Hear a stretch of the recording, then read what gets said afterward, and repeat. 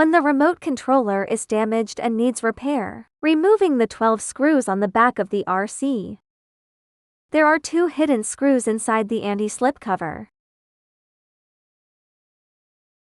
Use a Phillips screwdriver to remove the screws inside the anti-slip cover.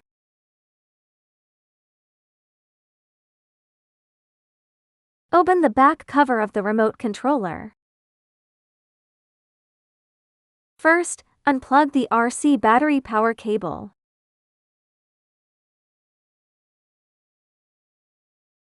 If replacing the RC joystick, only remove the joystick by loosening for screws and disconnecting to cables.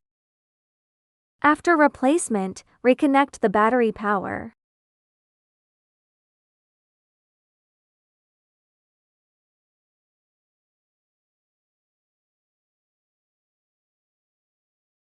Fit the upper and lower cover of the RC together and fasten them with Phillips screws.